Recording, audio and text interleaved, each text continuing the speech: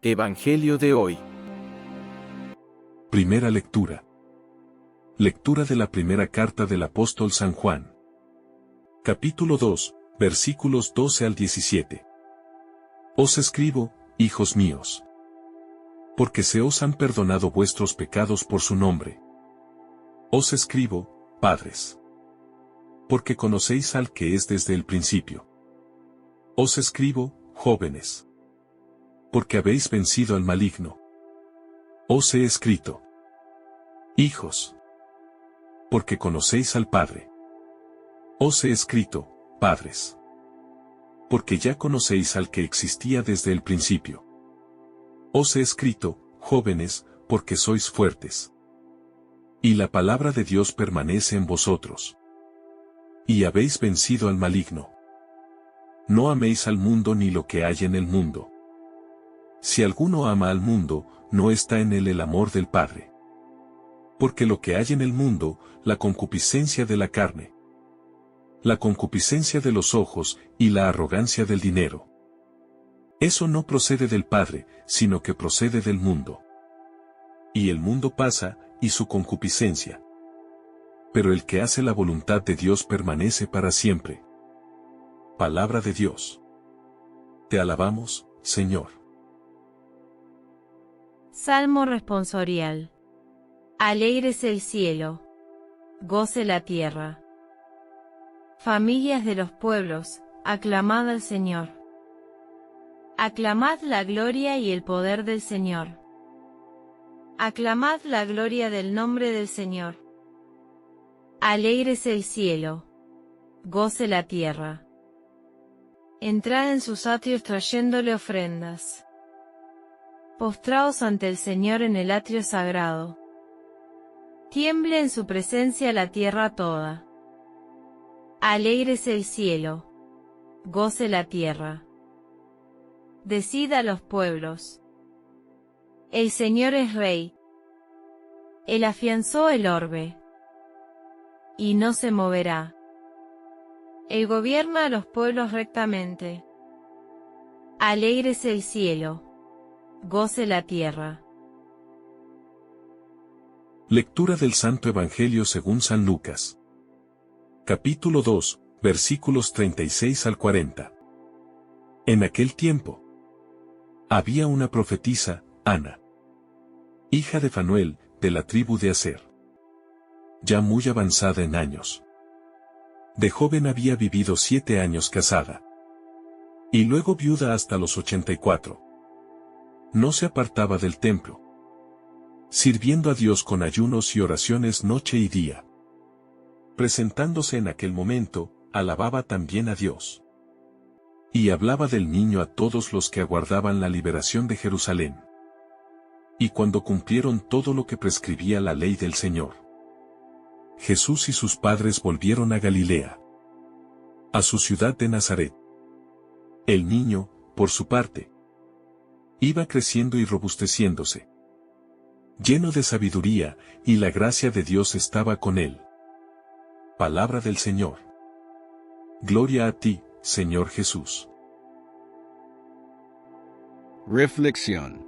Queridos hermanos, en esta mañana nuestra Iglesia Católica celebra a San Félix I, Papa y Mártir.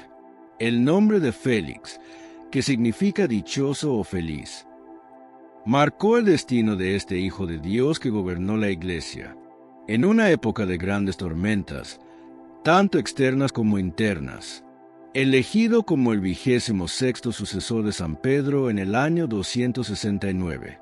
Félix I recibió el báculo pastoral tras el martirio de San Dionisio, en un momento donde la fe cristiana comenzaba a enfrentarse no solo a la persecución del imperio, sino al veneno de la división doctrinal.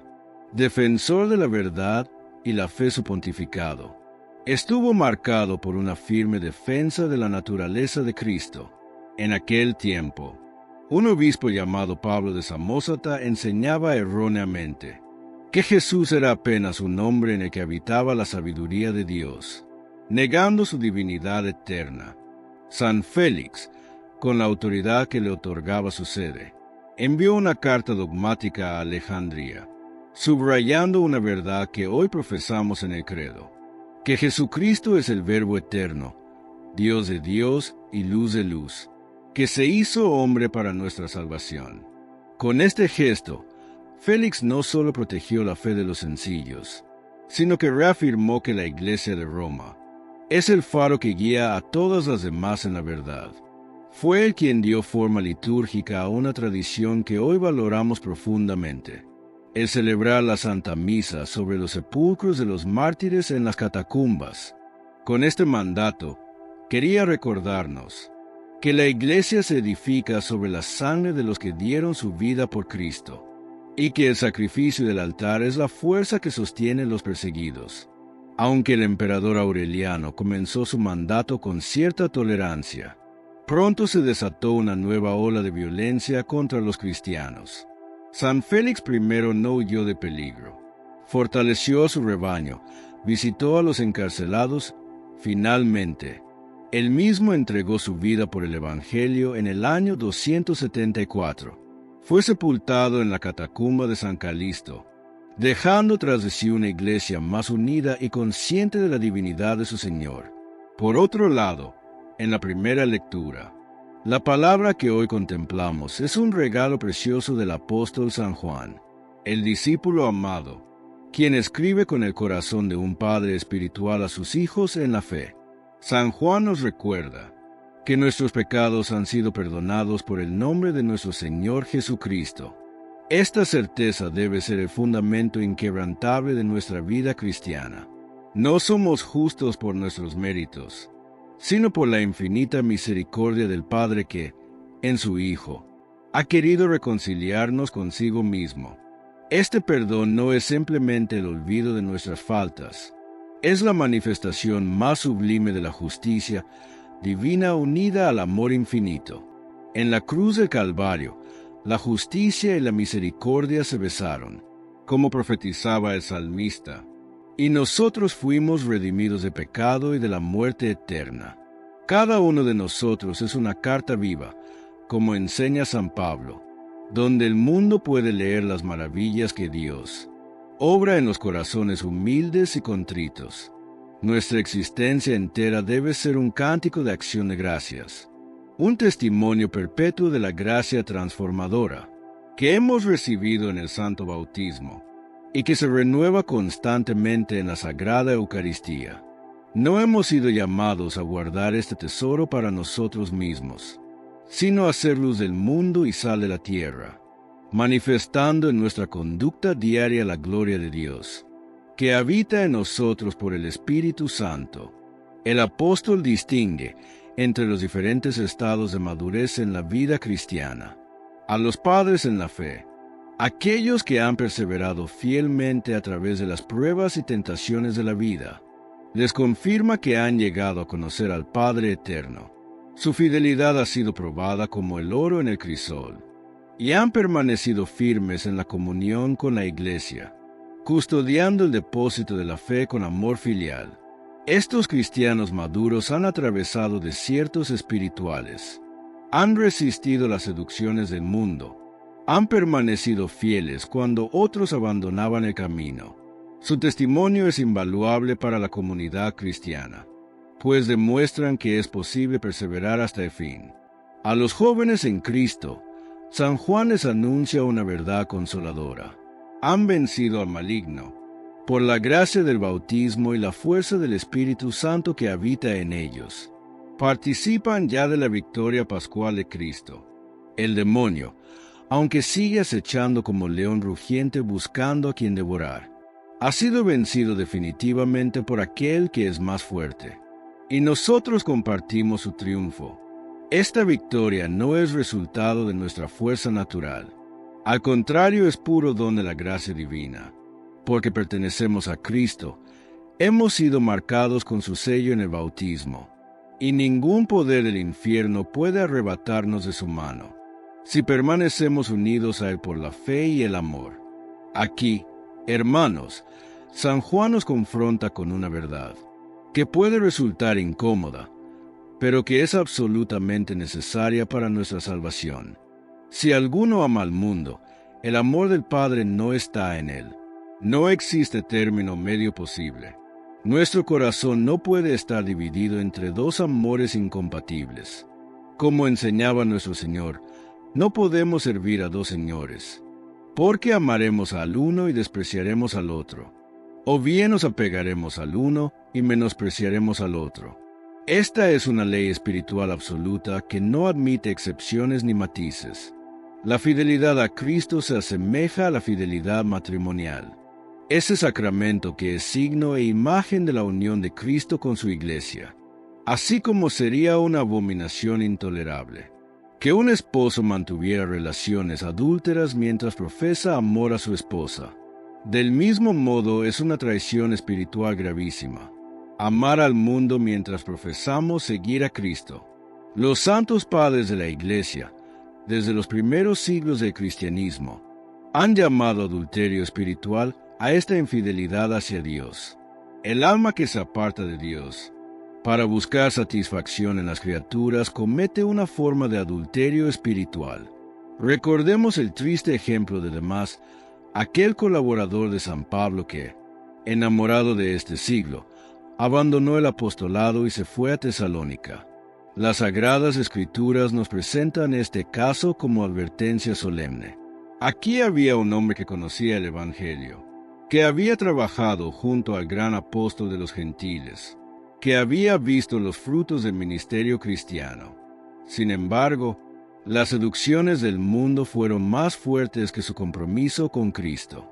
¿Cuántos bautizados, a lo largo de la historia y en nuestros días, han caído en la misma trampa, seducidos por las promesas engañosas del mundo que pasa? ¿Cuántas vocaciones religiosas se han perdido por amor al mundo? ¿Cuántos matrimonios cristianos se han destruido porque uno de los cónyuges prefirió los placeres temporales a la fidelidad permanente? El apóstol Santiago es aún más contundente en su lenguaje cuando afirma que la amistad con el mundo es enemistad contra Dios. No dice que es imprudente o desaconsejable, tampoco que es un obstáculo menor en el camino espiritual. Dice claramente que es enemistad, una palabra que implica hostilidad activa, oposición frontal. Por tanto, quien quiere ser amigo del mundo se constituye enemigo de Dios. No hay neutralidad posible en esta guerra espiritual. Estamos en un campo de batalla donde debemos elegir bando. La tibieza espiritual, tan común en nuestros tiempos, es en realidad una forma encubierta de elegir al mundo, porque quien no está decididamente con Cristo está contra él. San Juan identifica 3 dimensiones específicas del mundo, que constantemente nos alejan de Dios y nos mantienen atrapados en un sistema de valores que conduce a la muerte espiritual. Estas 3 realidades, que los padres de la Iglesia han llamado inclinaciones desordenadas, son las inclinaciones desordenadas de la carne, las inclinaciones desordenadas de los ojos, y la soberbia de la vida. Las inclinaciones desordenadas de la carne representan los deseos desordenados de nuestra naturaleza caída. Es importante aclarar, hermanos, que no se trata aquí de condenar el cuerpo, que es templo del Espíritu Santo y destinado a la resurrección gloriosa. La Iglesia Católica jamás ha caído en el error de los gnósticos y maniqueos, que despreciaban la materia considerándola intrínsecamente mala. Al contrario, afirmamos con alegría y gratitud que Dios creó todas las cosas buenas, incluido nuestro cuerpo con sus facultades y apetitos naturales. El hambre, la sed, el deseo de descanso, la atracción entre hombre y mujer. Todo esto forma parte del diseño divino y es bueno en sí mismo.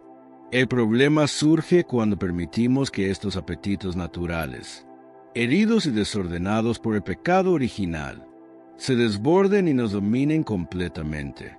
El Creador, en su providencia amorosa, nos ha dado cauces santos y legítimos para satisfacer cada uno de nuestros deseos naturales.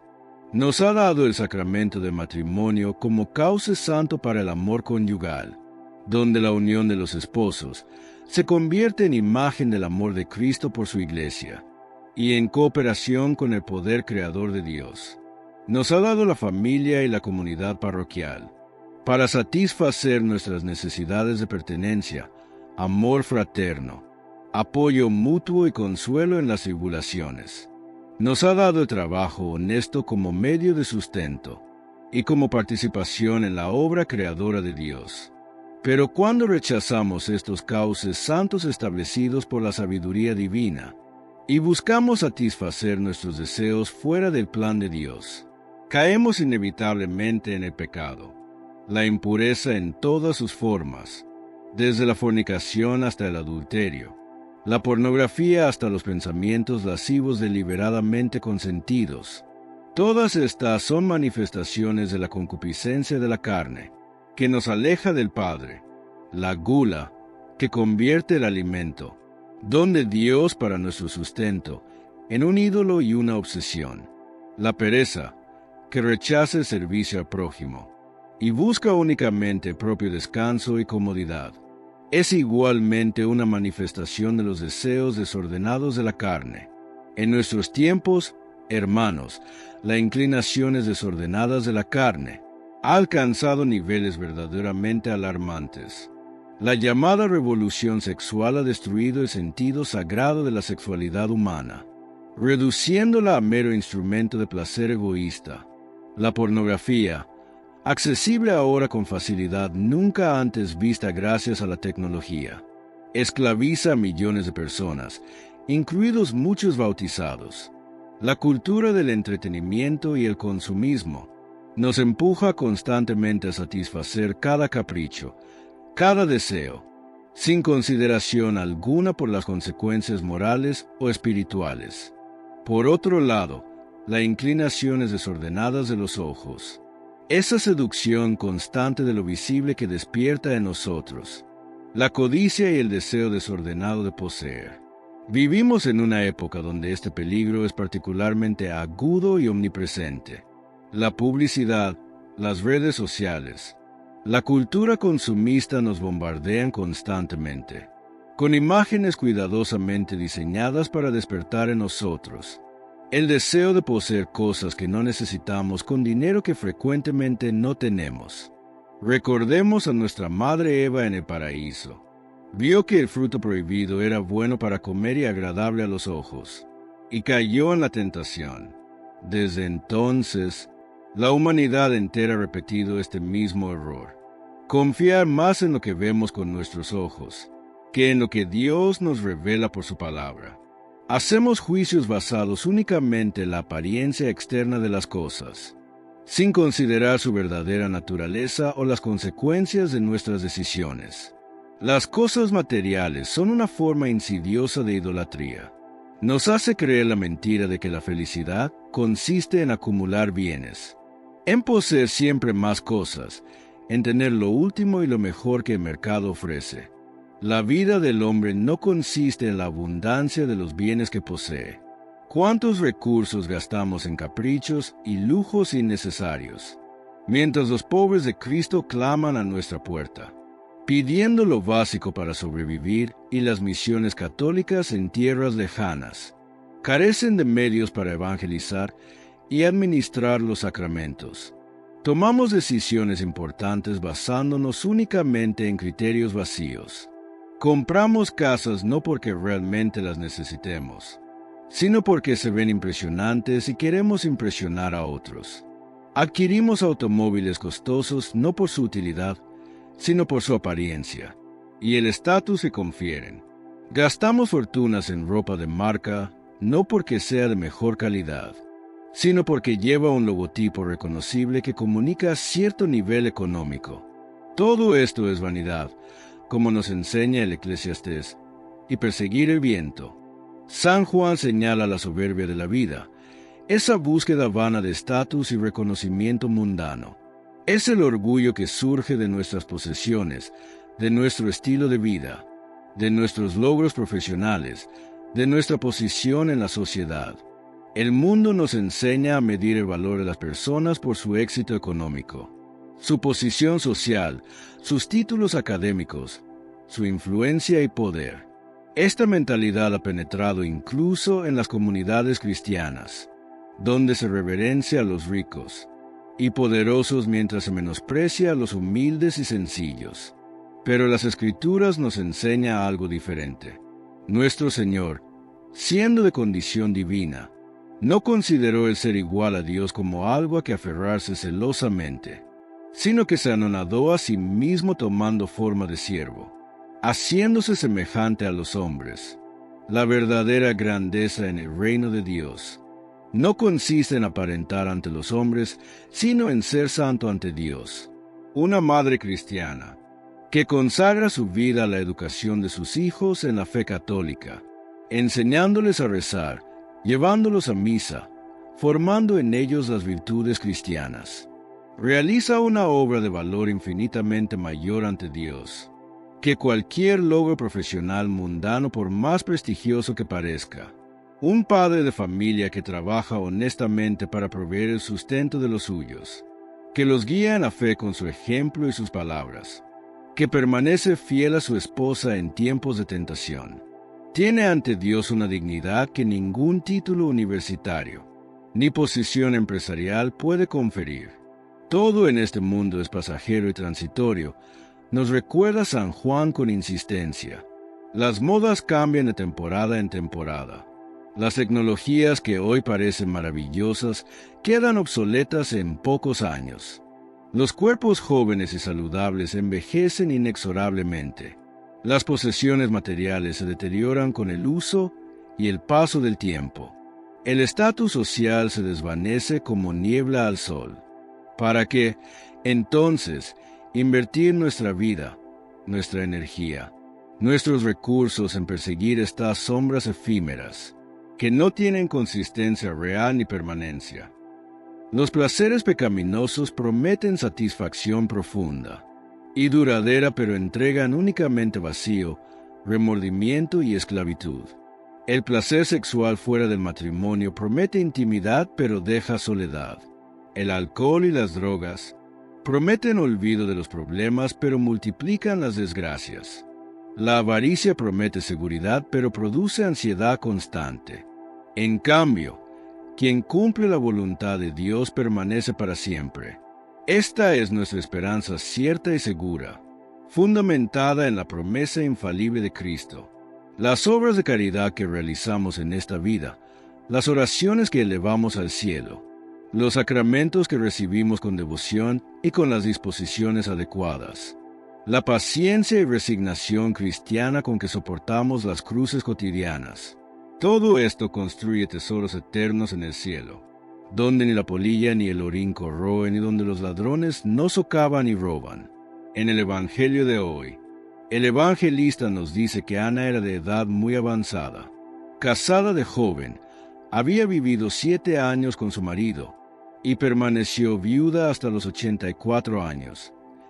Es un detalle importante. Si Ana se casó joven, como era la costumbre en aquella época, tal vez a los 15 o 17 años, y enviudó apenas 7 años después, significa que llevaba aproximadamente 60 años como viuda. 60 años.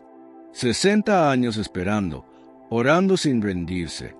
En ese tiempo ser viuda significaba estar en el último escalón de la sociedad. No tenían derechos de propiedad en muchos casos, no contaban con protección legal efectiva, ni tenían voz en las decisiones comunitarias. Dependían completamente de la caridad de sus familias o de la comunidad. Era una situación de vulnerabilidad extrema, de invisibilidad social, de marginalidad profunda. Ana era una de las personas más frágiles y olvidadas de su sociedad.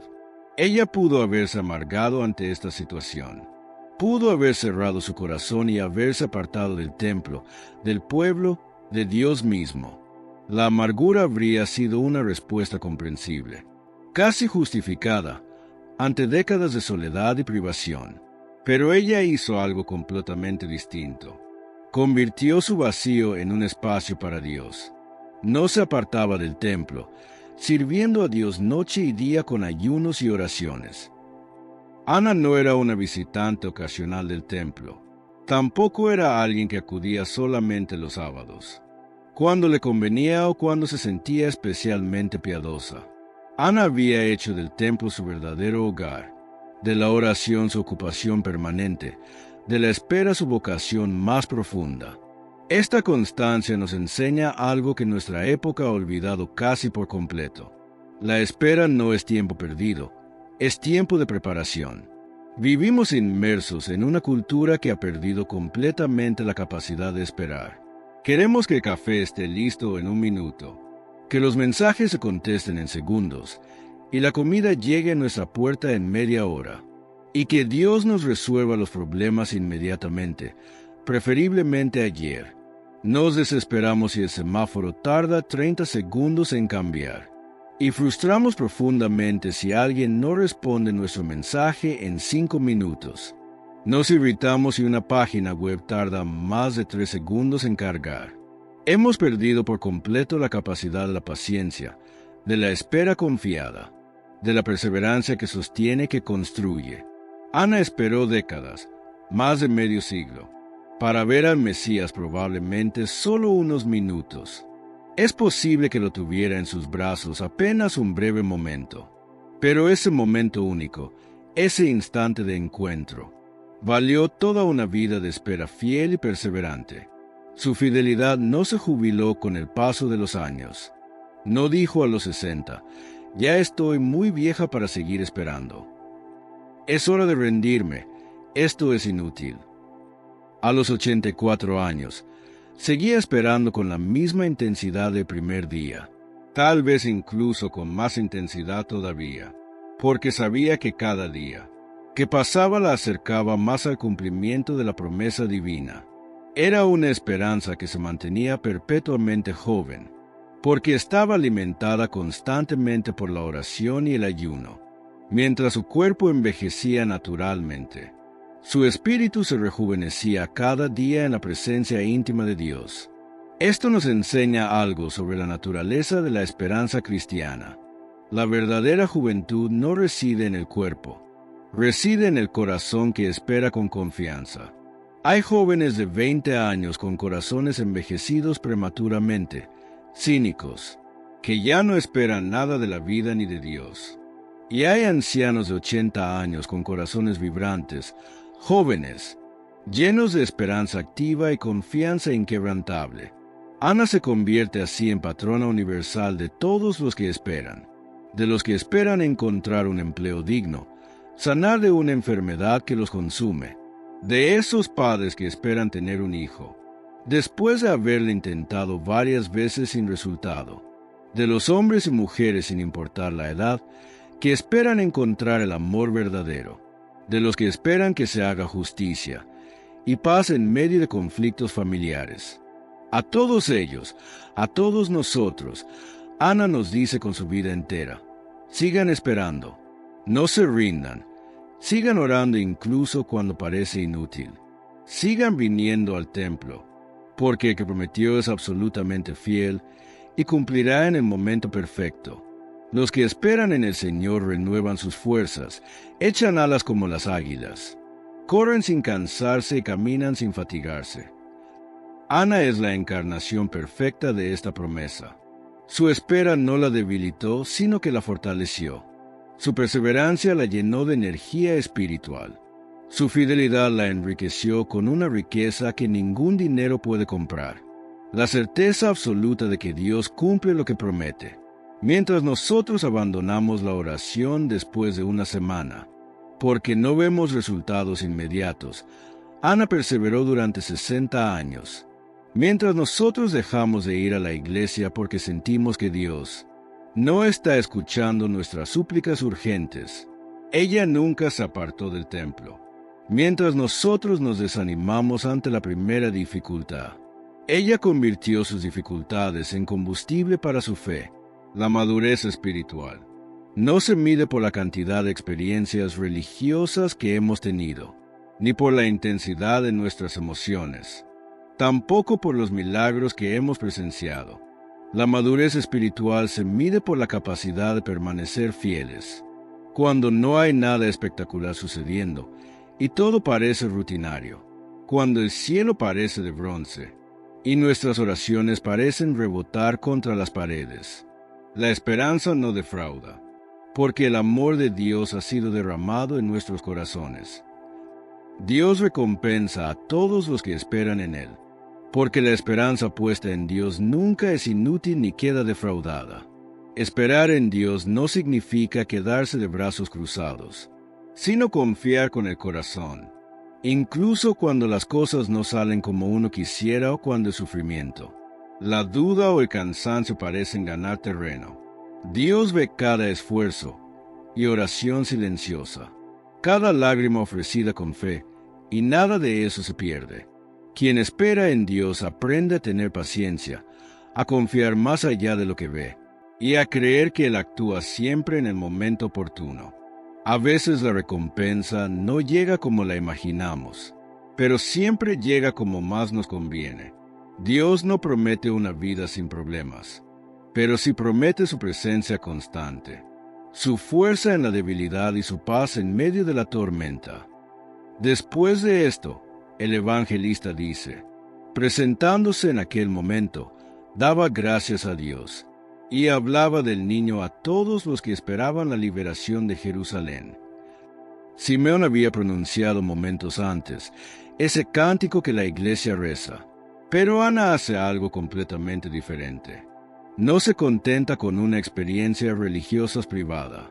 Ella se convierte en la primera evangelizadora activa del Nuevo Testamento, la primera persona que sale a proclamar públicamente que el Mesías ha llegado. Ella es la primera heraldo del Evangelio, la primera que lleva la buena noticia a quienes la necesitan escuchar. No se quedó en silencio contemplativo, guardando la experiencia como un tesoro privado. No dijo para sus adentros, «Qué hermoso lo que acabo de vivir, qué momento tan especial y único. Ahora me retiro a mi rincón habitual, a rezar y a guardar esto en lo profundo de mi corazón». Esa no fue la reacción. El encuentro con el Mesías la transformó de contemplativa silenciosa en proclamadora activa. El fuego del Espíritu que había ardido en su interior durante décadas, finalmente estalló en llamas visibles. Ella salió, dentro de las limitaciones de sus 84 años, a buscar activamente a los que estaban tristes, a los que esperaban la liberación de Israel, a los que estaban cansados de vivir bajo la ocupación romana, a los que habían perdido la esperanza bajo el peso de la corrupción religiosa y la opresión política, y les anunció con urgencia, con alegría desbordante, con convicción absoluta: el Mesías está aquí, la promesa se ha cumplido, la espera ha terminado, la salvación ha llegado. Imaginemos, hermano, una anciana viuda, alguien que la sociedad consideraba completamente invisible e irrelevante, sin ningún poder ni influencia social, que vivía de la caridad ajena, recorriendo los atrios del templo con una noticia explosiva y revolucionaria. Algunos la habrán mirado con escepticismo, pensando que la vejez le había afectado el juicio. Otros tal vez la habrán ignorado completamente, demasiado ocupados con sus propios asuntos. Algunos más habrán pensado que estaba exagerando o confundida, pero ella no se detuvo. No se desanimó ante la incredulidad o la indiferencia. Siguió proclamando incansablemente lo que había visto, porque el fuego en su corazón no le permitía callarse. Debemos copiar esta aptitud en nuestra vida sin importar lo que digan de nosotros. A veces pensamos erróneamente que para hablar de Dios es necesario ser sacerdote, o religiosa consagrada, teólogo con doctorado, alguien que ha estudiado exhaustivamente las Escrituras, alguien con títulos académicos y credenciales impresionantes. Nos sentimos completamente inadecuados para compartir nuestra fe, porque pensamos que no sabemos lo suficiente, que no somos lo suficientemente santos, que cometemos demasiados errores. La mujer del Evangelio destruye completamente esta excusa. Ana era una mujer sencilla, sin ninguna formación teológica formal, sin credenciales académicas, pero amaba a Dios con todo su corazón. con toda su alma, con todas sus fuerzas. Y eso era absolutamente suficiente para ser testigo.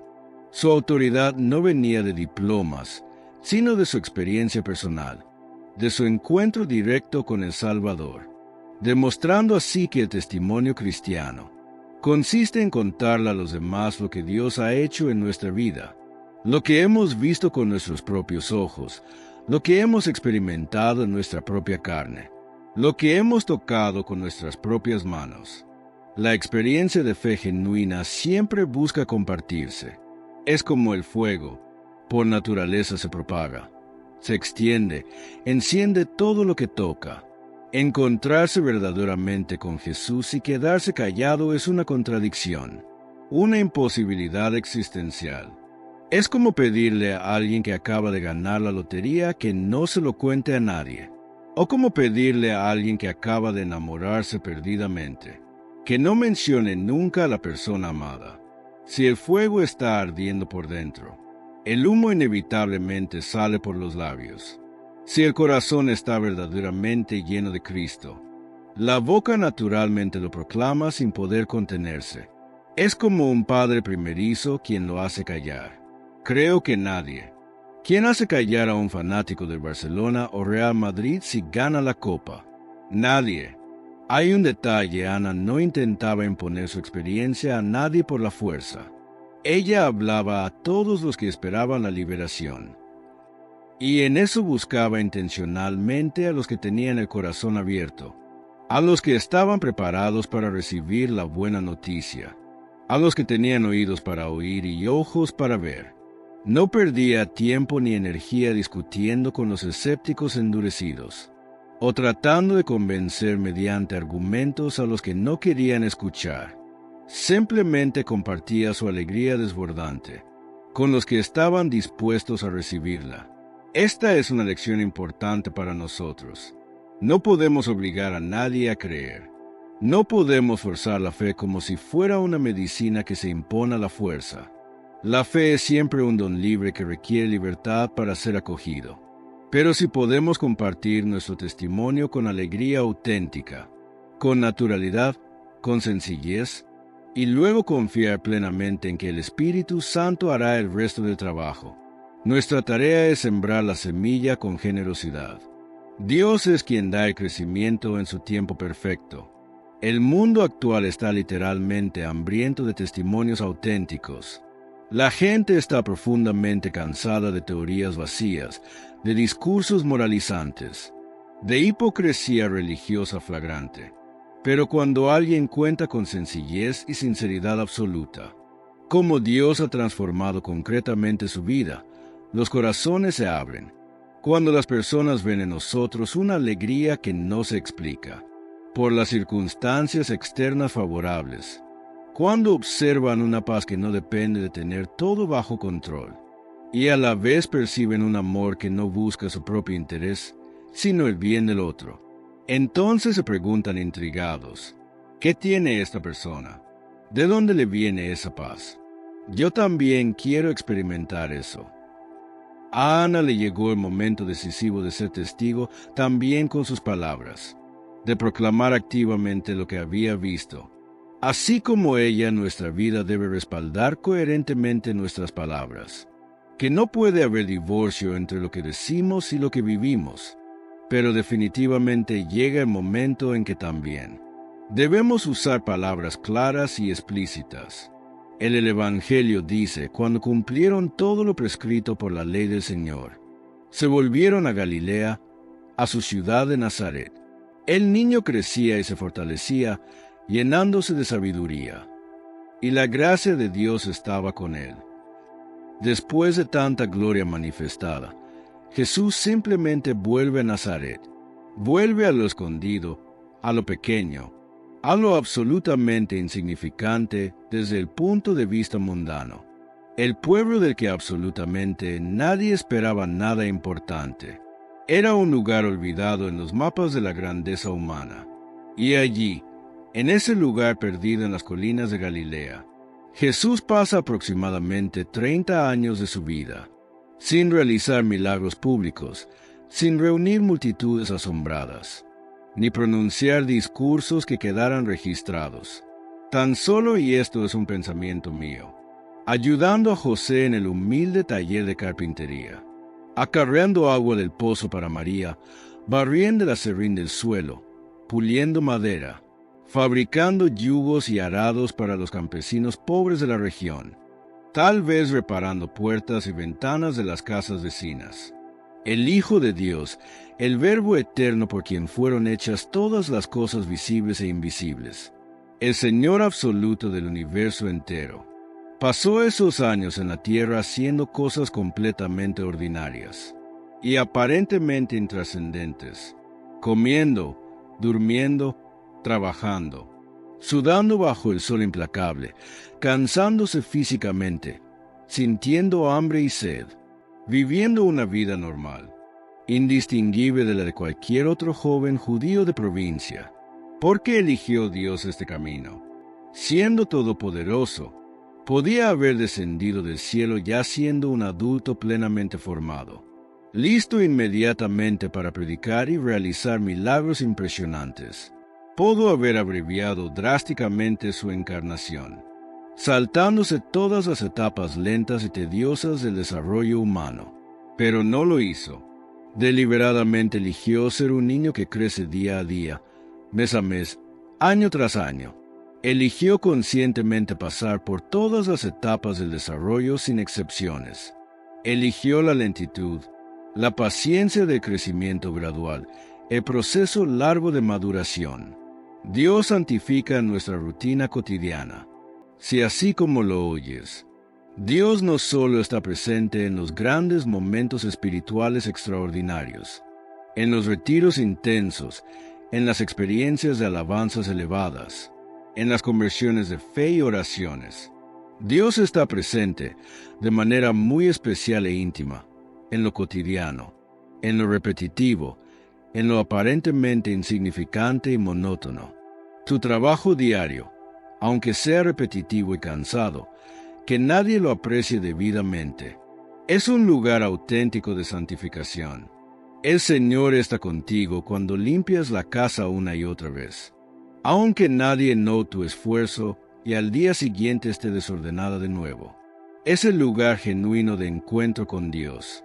Dios está contigo en el momento en que cuidas a los hijos, con todas sus demandas interminables y agotadoras, con su energía que no tiene fin, con sus berrinches frustrantes y sus risas contagiosas. Es terreno sagrado donde Dios habita. El esfuerzo diario por ser una mejor persona, por controlar ese carácter difícil que heredaste, por ser más paciente con los defectos ajenos, más generoso con tu tiempo y recursos, más humilde en tus juicios. Ese es el verdadero campo de batalla espiritual, donde se gana o se pierde la salvación. Jesús continúa creciendo hoy en nuestra realidad concreta. No debemos buscar a Dios exclusivamente en los grandes milagros espectaculares, o en las experiencias religiosas extraordinarias que nos elevan momentáneamente. Debemos buscarlo sobre todo en el crecimiento diario e imperceptible, en los pequeños actos de amor que nadie aplaude, y la paciencia heroica que ejercemos con el vecino molesto, en el esfuerzo constante por ser más sabios y menos impulsivos, y la decisión cotidiana de perdonar una ofensa pequeña, en la generosidad silenciosa de dar aunque no nos sobre. Lucas nos dice que Jesús crecía y se fortalecía, llenándose de sabiduría. Esta sabiduría fue progresivamente, gradualmente, a lo largo del tiempo. Es que hasta Jesús, siendo verdadero Dios desde toda la eternidad, quiso someterse libremente a proceso lento y gradual de crecimiento natural. No tomó atajos, no aceleró artificialmente su desarrollo. Asumió completamente las limitaciones y el ritmo pausado de la condición humana. Esto dignifica profundamente todos nuestros procesos de crecimiento y maduración. Aprender cualquier cosa valiosa no es instantáneo. Crecer como personas no es automático.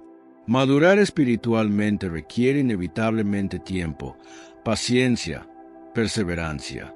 No hay atajos genuinos en el camino de la santidad, aunque constantemente los busquemos. Vivimos inmersos en una cultura que glorifica lo instantáneo y desprecia sistemáticamente lo gradual. Queremos dietas milagrosas, que nos hagan bajar 20 kilos en una semana sin esfuerzo, pero sin dejar de pedir una pizza o un McDonald's. Queremos cursos intensivos que nos conviertan en expertos certificados en un mes, y sin embargo no agarramos un libro para leer e investigas. Mejor le decimos a alguna inteligencia artificial que haga nuestro trabajo escolar.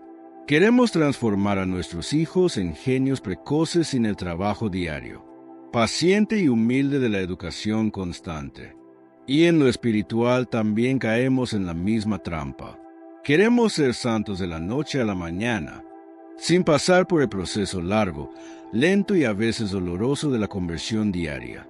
Pero Dios nos dice claramente en este pasaje del Evangelio: no hay atajos legítimos en el camino de la santidad. Yo mismo, siendo Dios Todopoderoso, no tomé atajos en mi humanidad. Jesús creció gradualmente, se fortaleció poco a poco, se llenó de sabiduría progresivamente, y lo hizo en Nazaret, en el anonimato más completo, en la vida escondida que nadie registraba. Esta verdad debe consolarnos profundamente. Cuando sentimos que nuestra vida es demasiado ordinaria, demasiado aburrida e insignificante para ser un lugar auténtico de santidad, la tentación constante es pensar que solo los misioneros en tierras lejanas, solo los mártires que dan su vida dramáticamente, solo los profetas con experiencias extraordinarias, están realmente sirviendo a Dios de manera significativa. Pero nada de lo que hacemos con amor verdadero es insignificante ante los ojos de Dios. El vaso de agua fresca que das al sediento, la palabra amable y oportuna al deprimido, el trabajo bien hecho aunque absolutamente nadie lo vea ni lo reconozca, la oración silenciosa en medio de la noche cuando no puedes dormir y ofreces tu insomnio, todo eso construye el reino de Dios de manera tan real y efectiva como los grandes predicas o los milagros espectaculares que todos aplauden. El Evangelio dice también que la gracia de Dios estaba con él. El crecimiento de Jesús no era simplemente desarrollo natural, era crecimiento en la gracia, crecimiento bajo la mirada amorosa del Padre, crecimiento en comunión constante con el Espíritu Santo. De la misma manera, nuestro crecimiento cotidiano, cuando lo vivimos en unión con Dios, se convierte en crecimiento en la gracia, en santificación progresiva, en divinización gradual en nuestra humanidad. Los padres de la Iglesia nos enseñan que Dios se hizo hombre para que el hombre pudiera llegar a ser Dios. Esta divinización sucede en lo cotidiano vivido con amor, en la fidelidad a lo pequeño, en el trabajo humilde, en la paciencia con las personas difíciles y en la oración silenciosa que nadie ve, en el servicio escondido. La vida cristiana no es una carrera de velocidad, sino una maratón de perseverancia amorosa.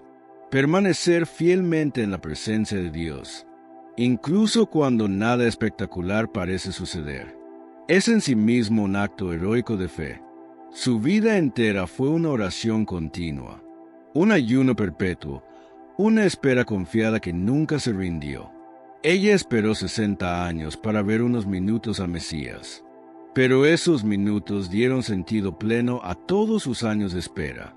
Su fidelidad constante fue finalmente recompensada más allá de lo que podía imaginar. La urgencia gozosa de compartir el encuentro con Cristo. Ella no guardó para sí misma la experiencia del reconocimiento de Mesías. Inmediatamente salió a buscar a todos, los que esperaban la liberación, para anunciarles la buena noticia. Se convirtió en evangelizadora incansable, en portadora de esperanza, en heraldo de la salvación. Su testimonio nos recuerda. Amén. Por último, vamos a leer algunos de sus comentarios. Mónica pide salud para su familia y para ella. por todos los enfermos y por las almas. Hermana Mónica, ponemos tu vida y la de tu familia en las manos de Dios. Que el Señor conceda salud a los enfermos, alivio a los que sufren, y descanso eterno a las almas. Que nunca te falte la confianza en Jesús, que todo lo puede. María de la Luz pide oración, para que su familia vuelva a unirse como al principio, porque están muy distanciados. Hermana María de la Luz, presentamos tu familia ante el Señor. Que Dios sane las heridas, derribe los muros que los separan, y vuelva a unirlos con su amor. Que el Espíritu Santo traiga reconciliación y paz a tu hogar. Jonathan pide ayuda para cambiar su actitud. Querido Jonathan, Dios escucha tu corazón. Que el Señor te ayude a crecer en obediencia, respeto y amor. Jesús camina contigo y te dará la fuerza para ser cada día mejor. Paula da gracias por un nuevo amanecer y pide por cada uno de sus hijos. Hermana Paula, damos gracias junto contigo. Que Dios cuide a tus hijos, los proteja en todo momento y los guíe siempre por caminos de bien y de vida. Eugenio pide oración de protección y sanación para su hermano Joaquín Cordero. Hermano Eugenio, ponemos a Joaquín en las manos sanadoras de Jesús. Que el Señor lo cubra con su protección. Le conceda sanación y fortaleza en este momento difícil. Víctor presenta ante Dios a Renato José para recibir sanación. Hermano Víctor, confiamos a Renato José al amor misericordioso de Dios. Que el Señor derrame su gracia, lo sane en cuerpo y espíritu y le regale paz y esperanza. Daisy ofrece el Evangelio por los enfermos, la paz mundial, las personas en situación de calle y las almas de purgatorio. Hermana Daisy, que Dios reciba esta ofrenda, que los enfermos sean consolados, que reine la paz en el mundo, que los más necesitados encuentren ayuda, y que las almas del purgatorio alcancen la luz eterna. María Lucía pide oración por el embarazo de alto riesgo de Karen Lisette. Hermana María Lucía, ponemos a Karen Lisette y a su bebé bajo la protección de Dios. Que el Señor cuide ese embarazo, conceda un parto seguro y llene de paz a toda la familia. Rogelio pide oración por su hermano Eloy, que será operado. Hermano Rogelio, que Dios guíe las manos de los médicos y acompañe a Eloy en su operación. Que el Señor le conceda una pronta recuperación. Elsa da gracias por sus nietos y pide que Dios los cuide y los mantenga cerca de él. Hermana Elsa, bendecimos a tus nietos.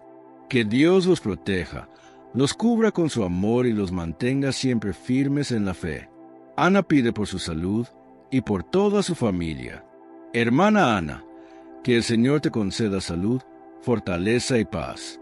Que tu familia permanezca unida y bendecida bajo la mirada amorosa de Dios. Blanca pide salud para su hermano Sergio Leal, especialmente por su riñón y la hernia que le causa dolor. Hermana Blanca, ponemos a Sergio en las manos de Jesús. Que el Señor alivie su dolor, sane su cuerpo y le conceda fortaleza en este momento. Blanquita pide por su familia y por su nieto Luis Gael, para que salga de las drogas y encuentre un buen trabajo. Hermana Blanquita, que Dios toque el corazón de Luis Gael, lo libere de todo vicio y le abra caminos nuevos de trabajo y esperanza. Que tu familia sea cubierta por la misericordia del Señor. Domitila pide oración por su familia y su salud, para permanecer unidos en Cristo. Hermana Domitila, que Dios fortalezca tu salud y mantenga tu familia unida en la fe. Que nunca les falte la fuerza para seguir adelante juntos. Margarita pide a Dios que una a las familias Sierra Mamani, Sierra Sanabria, Moscoso Sierra y Echave Sierra. Hermana Margarita, que el Señor una a todas estas familias con fe, esperanza y amor. Que reine la paz y la reconciliación en cada uno de sus hogares. Se pide oración por Eleazar Romero, de San Juan, Argentina. Hermano Eleazar, que Dios te bendiga, te cuide y te fortalezca. Que el Señor derrame su gracia sobre tu vida y tu familia. Amancio pide oración por toda su familia, para que tengan fortaleza, sabiduría y salud. Hermano Amancio, que Dios conceda a tu familia salud, sabiduría y fortaleza. Que su presencia nunca falte en tu hogar. Adela pide por los enfermos que agonizan en casas, hospitales o que están solos. Hermana Adela, que el Señor tenga misericordia de los enfermos y los consuele en su dolor. Que sientan la cercanía de Dios y no se sientan abandonados. Carmen encomienda a Carmen Jovita y Lorena Montserrat Jiménez Peña para que Dios abra su corazón. Hermana Carmen, que Dios toque sus corazones, derrame su gracia y las conduzca nuevamente a la alabanza y al agradecimiento sincero. Albania da gracias a Dios y encomienda todas las enfermedades de su familia y de Henry Ramírez. Hermana Albania, ponemos cada enfermedad en las manos de Jesús. Que el Señor conceda sanación, fortaleza y paz a ti, a tu familia y a Henry Ramírez. Acoge, Padre Santo, todas estas peticiones, que te la entregamos, por Jesucristo nuestro Señor. Amén. Si este mensaje ha tocado tu corazón, compártelo con tus familiares. Con tus amigos, dale me gusta a este video. Es esa mano con el pulgar arriba. Un botoncito que puedes ver al lado del botón de suscribirse. Para seguir creciendo juntos en la fe, día a día, guiados por el Evangelio. Y si aún no lo has hecho, te invito a suscribirte a este canal. Les deseo a todos, hermanas y hermanos, una feliz Navidad y un próspero año, lleno de amor, paz, salud y bienestar para cada uno de ustedes. Dios les bendiga. Oremos. Padre Santo, te pedimos por todos los hermanos que nos dejan su petición de oración. Escucha nuestras súplicas y ten misericordia de nosotros. Sabemos que eres un Dios de piedad y confiamos en tu amor y compasión.